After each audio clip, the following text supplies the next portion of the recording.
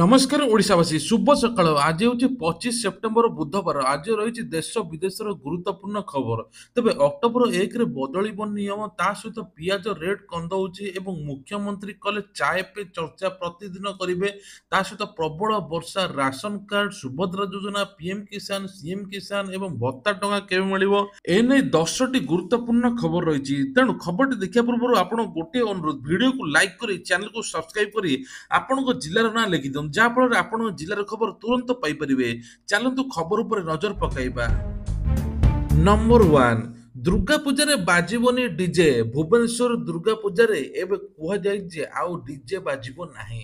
ମଦମୁକ୍ତ plastic ମୁକ୍ତ ପୂଜା ପାଇଁ ନିଷ୍ପତ୍ତି ନିଶା ମୁକ୍ତ ପାଇଁ ପୂଜା କମିଟି କରିବେ ସତ୍ୟପାଠ ରାଜଧାନୀରେ ସମସ୍ତ ପୂଜା କମିଟି କମିଶନରେଟ୍ ପୋଲିସର ସରିଲା ବୈଠକ ଏବଂ ପୋଲିସ ସମସ୍ତଙ୍କୁ କହିଛି ଯେ କୌଣସି ପୂଜା ପେଣ୍ଡାଲରେ ଡିଜେ ବାଜିବ ନାହିଁ ବା ଭସାଣିରେ ବାଜିବ ନାହିଁ ଆଉ ନିଶା ମୁକ୍ତ ରହିବ ଏହି ପୂଜା ଯାହାଫଳରେ ସମସ୍ତେ ଏ ନେଇକି ବୈଠକରେ ମଧ୍ୟ ସାମିଲ ଥିଲେ ସବୁ ପୂଜା କମିଟି ଯେପରି ନିଶା ମୁକ୍ତ ରହିବ ବୋଲି କୁହାଯାଉଛି।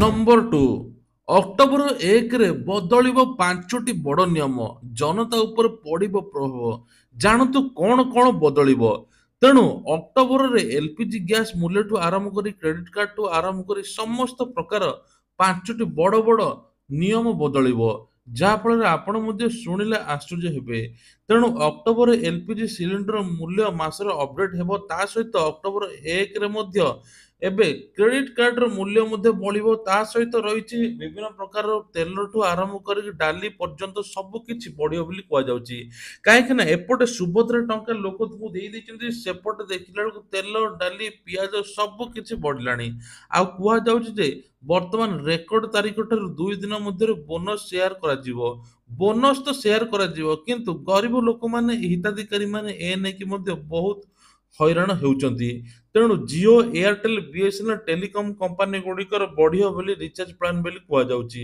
ସବୁ କିଛି ବଢିବ କୌଣସି କମିବ ନାହିଁ ବୋଲି ଏପର୍ଯ୍ୟନ୍ତ ଖବରରେ ପ୍ରକାଶ ପାଇନାହିଁ। ତେବେ ଆଉ ଗୋଟେ ବଡ ଖବର ରାସନ କାର୍ଡରେ ମିଳିବ ଆପଣଙ୍କୁ 9ଟି ଜିନିଷ ଯୋଉ 9ଟି ଜିନିଷ ଆପଣ ପାଉନଥିଲେ ଏବେ ରାସନ କାର୍ଡରେ ମିଳିବ ବୋଲି 9ଟି ଜିନିଷ କୁହାଯାଇଛି ତେବେ ସବୁଠାରୁ ବଡ କଥା ହେଉଛି ଯେ ରାସନ କାର୍ଡ କେୱାଇସି ପାଇଁ ଲୋକମାନେ ବହୁତ ହଇରାଣ ହେଉଛନ୍ତି କିଏ କେୱାଇସି କରିଛନ୍ତି କିଏ କେୱାଇସି କରିନାହାନ୍ତି ଯାହା ଫଳରେ ଲୋକମାନଙ୍କ ମନରେ ଭୟ ପଶିଯାଇଛି କାରଣ ଅକ୍ଟୋବର ଶେଷ ତାରିଖ ହେଲା କେୱାଇସି ର ଯାହାର କେୱାଇସି ହେଇନଥିବ ତାଙ୍କ ରାସନ କାର୍ଡ କଟିଯିବ ପାଖାପାଖି 15ରୁ 16 ଲକ୍ଷ ଲୋକ ଅଯୋଗ୍ୟ ଲୋକ ହାତେଇ ଦେଇଛନ୍ତି ରାସନ କାର୍ଡ ତାଙ୍କ ରାସନ କାର୍ଡ କଟିଲେ ନୂଆ ହିତାଧିକାରୀକୁ ରାସନ କାର୍ଡ ମିଳିବ ତେଣୁ ରାସନ କାର୍ଡରେ ଏହି 9ଟି ଜିନିଷ ଏବେ ମିଳିବ ସେଗୁଡ଼ିକ କଣ ଚାଲନ୍ତୁ ଏନେଇ ଜାତୀୟ ଗଣମାଧ୍ୟମରେ ମଧ୍ୟ ଏ ପ୍ରକାଶ ପାଇଛି ଏହି ଖବର 9ଟି ଜିନିଷ ଯୋଗାଇ ଦେବେ ଯାହାକି ପୂର୍ବରୁ ମିଳୁନଥିଲା ରାସନ କାର୍ଡ ଧାରକ ମାନେ କେଉଁ ଜିନିଷ ମାଗଣାରେ ପାଇବେ ଜାଣନ୍ତୁ ସରକାରଙ୍କର ଏହି ପ୍ଲାନ ତେବେ ଏ ନେଇକି ମଧ୍ୟ ସାରା ରାଜ୍ୟରେ ଏବଂ ସାରା ଦେଶରେ ଟୋଟାଲ ମିଶିଗଲେ 90 କୋଟି ଉପକୃତ ହେଉଛନ୍ତି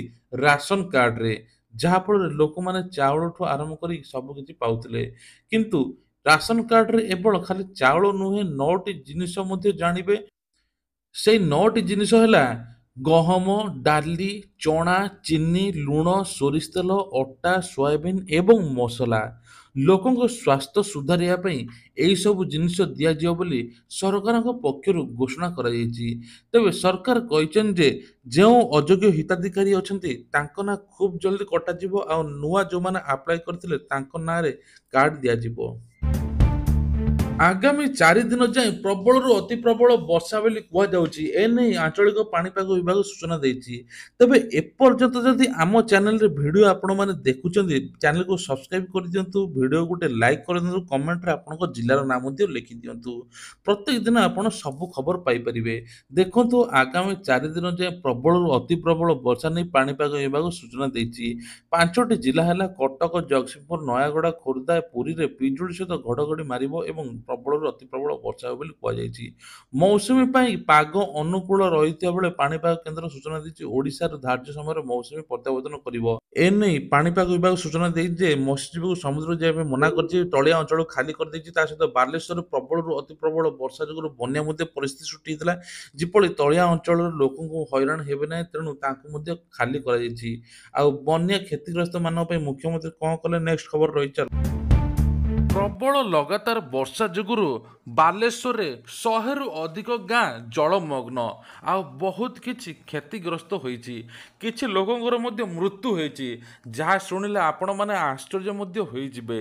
ତେଣୁ ଏହି କ୍ଷତିଗ୍ରସ୍ତ ଘର ମରାମତି ପାଇଁକି ସରକାରଙ୍କ ତରଫରୁ 1,20,000 ଟଙ୍କା ମିଳିବ। ପକ୍କା ଘର ଆଂଶିକ ଭାଙ୍ଗିଥିଲେ ମିଳିବ 6,500 ଟଙ୍କା। କଚ୍ଚା ଘର ଆଂଶିକ ଭାଙ୍ଗିଥିଲେ 4,000 ଟଙ୍କା ମିଳିବ।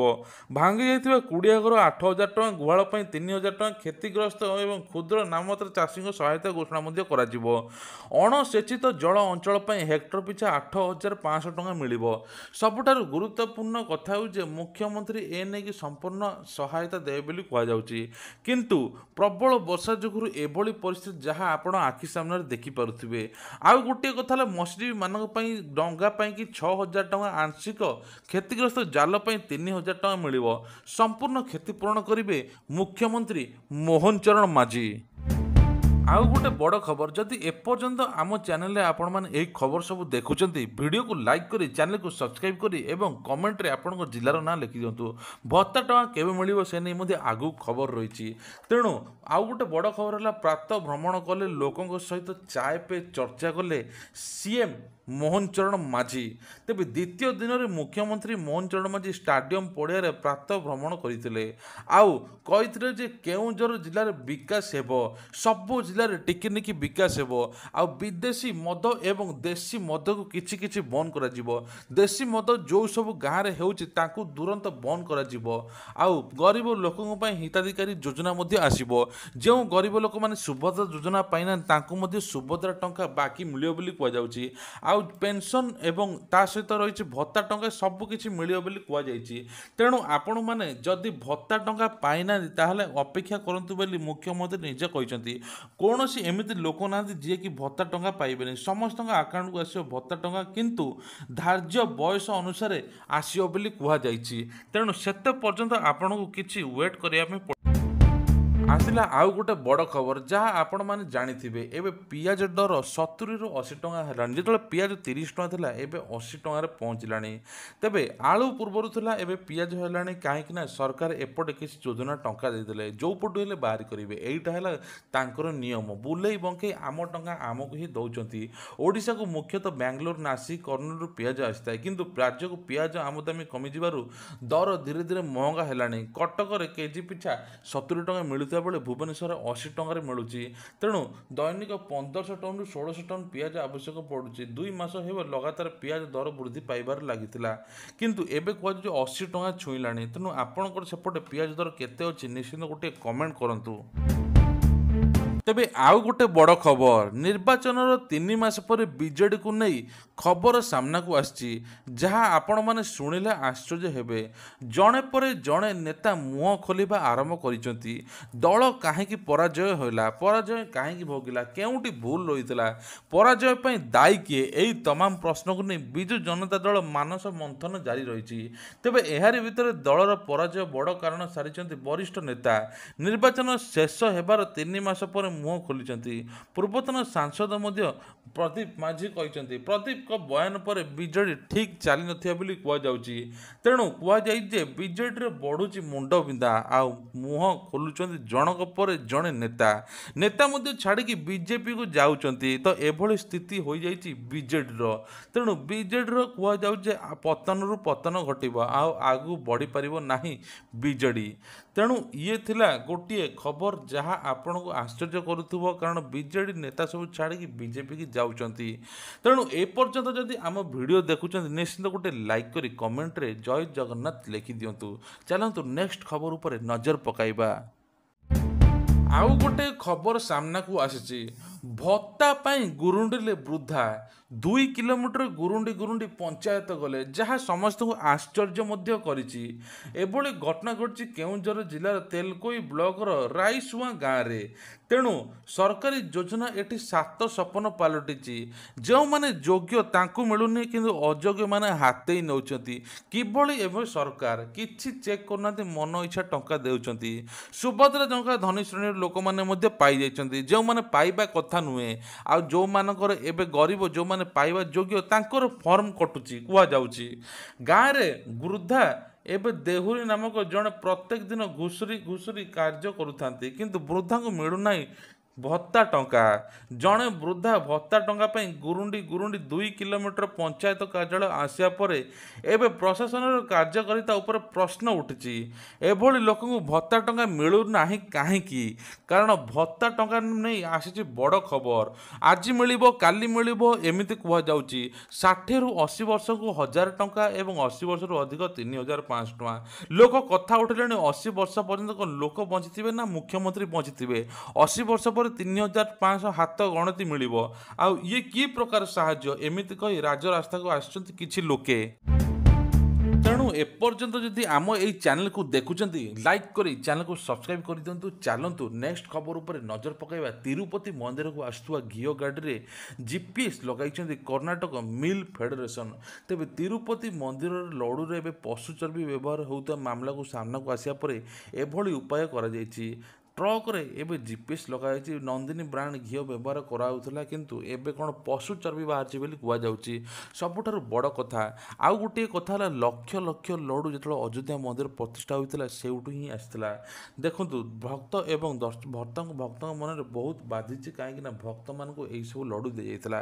ଏଭଳି ଘଟଣା କାହିଁକି କଲେ ସେ ନେଇ ମଧ୍ୟ ତଦନ୍ତ ଚାଲିଛି। ସରକାରଙ୍କ ଗାଇଡ଼ଲାଇନ୍ ଏବେ ଜାରି କରାଯାଇଛି। ଯେଉଁ ସବୁ ଘିଅ ଆସିବ ତା ଦେହରେ ଜିପିଏସ୍ ମଧ୍ୟ ଲଗାଯିବ। ଘିଅ ଚାଲାଣ ଯେମିତି ଆଉ କେଉଁଠି ନ ହୁଏ।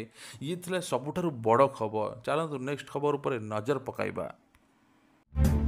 ଓଡ଼ିଶା ପୁଲିସ ପାଇଁ ଆବେଦନ ଆରମ୍ଭ। କନେଷ୍ଟବଳ ପାଇଁ ଖାଲି ପଡ଼ିଛି 1360 ପଦବୀ।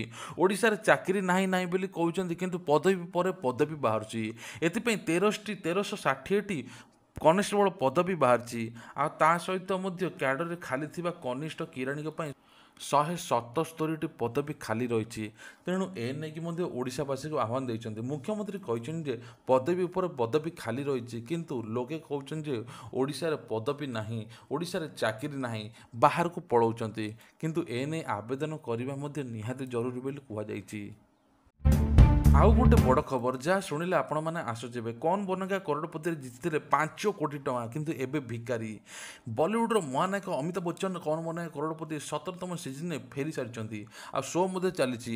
କିନ୍ତୁ ଏଭଳି ଏକ କଥା ସାମ୍ନାକୁ ଆସେ ଯାହା ଶୁଣିଲେ ଆପଣମାନେ ଆଶ୍ଚର୍ଯ୍ୟ। 2011ରେ ମଧ୍ୟ 5 କୋଟି ଜିତିଥିଲେ ସୁଶୀଲ କୁମାର ରଥ। ଆଉ ଏବେ ନିଶା ଖାଇ ପୁରା ଭିକାରୀ, ଦାଣ୍ଡର ଭିକାରୀ। ନିଶା ଯୋଗୁଁ 5 କୋଟି ଟଙ୍କା ମଧ୍ୟ ତାଙ୍କର କିଛି କାମରେ ଆସିଲାନି। କୁହାଯାଉଛି ଯେ ଲୋକଙ୍କ ପାଖରେ ଟଙ୍କା ନଥିଲେ ଲୋକ ଆଜିକାଲି ସବୁ କିଛି କରିପାରିବେ ନାହିଁ, କିନ୍ତୁ ତାଙ୍କ ପାଖରେ ଟଙ୍କା ଥାଇ ମଧ୍ୟ ସେ କିଛି ବି କରିପାରିଲେ ନାହିଁ। ଯାହା ଏହି ଖବର ସାମ୍ନାକୁ ଆସି ଲୋକ ଶୁଣିକି ମଧ୍ୟ ଆଶ୍ଚର୍ଯ୍ୟ ହେଉଛନ୍ତି। ନିଶା ସେବନ ପାଇଁ ତାଙ୍କୁ ପାଗଳ କରିଦେଲା, ଆଉ ତାଙ୍କ ଜୀବନର ମୋଡ଼ ବଦଳାଇଦେଲା। ଯେତେ ଟଙ୍କା ଥିଲା ସବୁ କିଛି ଧୂଳିସାତ ହୋଇଗଲା। ଇଏ ଥିଲା ତାଙ୍କ ଜୀବନର କାହାଣୀ। ଆଉ ଏବେ ତାଙ୍କ ହାତରେ ଆଉ କିଛି ନାହିଁ, ଯାହା ଶୁଣିଲେ ଲୋକେ ଆଶ୍ଚର୍ଯ୍ୟ ହେଉଛନ୍ତି। ସୁଭଦ୍ରା ଯୋଜନାକୁ ନେଇ ଆସିଲା ବଡ଼ ଖବର। ଯଦି ଆପଣମାନେ ସୁଭଦ୍ରା ଟଙ୍କା ପାଇନାହାନ୍ତି, ଏ ମାସ ଶେଷ ସୁଦ୍ଧା ସୁଭଦ୍ରା ଟଙ୍କା ପାଇବେ। କିନ୍ତୁ ମନେ ରଖନ୍ତୁ, ଆପଣଙ୍କ ଷ୍ଟାଟସ୍ ଥରେ ଚେକ୍ କରିଦିଅନ୍ତୁ ଜନସେବା କେନ୍ଦ୍ରରେ। ଆପଣଙ୍କର କ'ଣ ଅଛି, ସକ୍ସେସଫୁଲ୍ ଅଛି ନା ପେଣ୍ଡିଂ ଅଛି, ନା ଆପଣଙ୍କ ରିଜେକ୍ଟ ହୋଇଯାଇଛି। ରିଜେକ୍ଟ ମଧ୍ୟ ଜାଣିଥିବା ଦରକାର। ଆପଣ ତ ଡିବିଟ୍ ଲିଙ୍କ କରିଦେଇଥିବେ, ସବୁ କିଛି ଠିକ୍ କରିଦେଇଥିବେ, କାରଣ ବହୁତ ଦିନ ଚାଲିଲାଣି। ଲୋକଙ୍କୁ 17 ତାରିଖରେ ସୁଭଦ୍ରା ଟଙ୍କା ମିଳିଲାଣି, କିନ୍ତୁ କାହାକୁ ମିଳିନାହିଁ। ତ ଏ ନେଇକି ମଧ୍ୟ ମନ୍ତ୍ରୀଙ୍କର ପୁଣି ଘୋଷଣା ହେବ, ସୁଭଦ୍ରା ଟଙ୍କା ପୁଣି ଦିଆଯିବ। ଆଉ ସୁଭଦ୍ରା ଟଙ୍କାରେ ସବୁ ହିତାଧିକାରୀ ପାଇବେ ଟଙ୍କା ବୋଲି ନିଜେ ଖୋଦ୍ ମନ୍ତ୍ରୀ କହିଛନ୍ତି। କୌଣସି ବ୍ୟସ୍ତ ହେବା ଦରକାର ନାହିଁ। ଇଏ ଥିଲା ଆଜିର କିଛିଟା ଗୁରୁତ୍ୱପୂର୍ଣ୍ଣ ଖବର। ଏଇଭଳିଆ ଖବର ଦେଖିବା ପାଇଁ ହେଲେ ଆମ ଚ୍ୟାନେଲକୁ ସବସ୍କ୍ରାଇବ୍ କରିଦେବେ, ଯାହାଫଳରେ ପ୍ରତ୍ୟେକ ଦିନ ସକାଳ 5ଟାରେ ଖବର ପାଇପାରିବେ। ଜୟ ଜଗନ୍ନାଥ।